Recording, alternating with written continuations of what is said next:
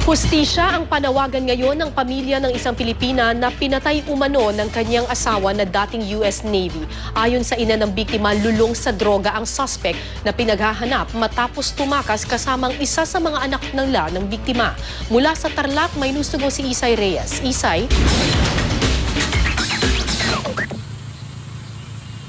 Kara, patuloy nga ang pagdating sa mga nakikiramay o ng mga nakikiramay sa kaanak nito nga ni Maylene Angeles, ang Pilipina na sadyang nabaril umano ng kanyang asawa na retiradong US Navy at US Police sa kanila mismong tahanan sa Pampanga kahapon.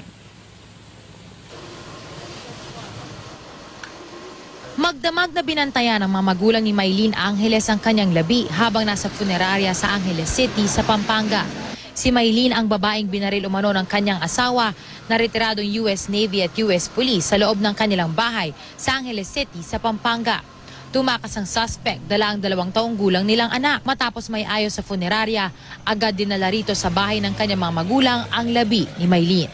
Tulala, naghihinagpis at hindi pa rin makapaniwala ang kanyang mga magulang sa mapait na sinapit ng anak.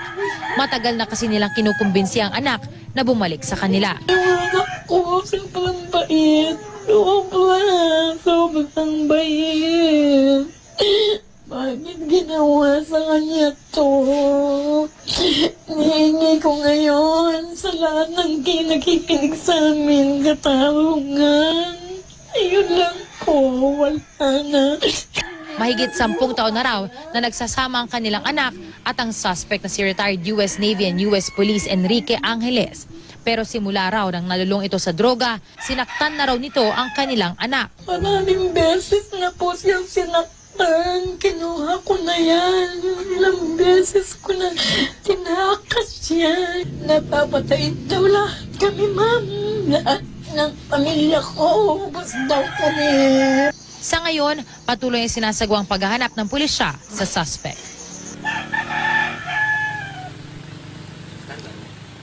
Kara, hindi na may sinasarado ng Angeles City Police ang posibilidad na itong ang suspect ay sumuko raw sa kanila dahil inaasahan nila na kapag ito ay nahimasmasan na sa epekto ng droga na kanyang tinake ay pwede itong matauhan at pumunta sa kanilang poder. Gayunman, patuloy pa rin ang kanilang sinasagawang paghahanap sa kinaroroonan nito. Muli, Kara, ay humihingi nga ng hustisya at tulong itong mga kaanak nito nga ni Maylene dahil wala lang silang ibang paraan para makita ang kanilang 2 taong gulang na apo at sila nga ay natatakot para sa kalagayan nito. Kara? Maraming salamat, Isay Reyes.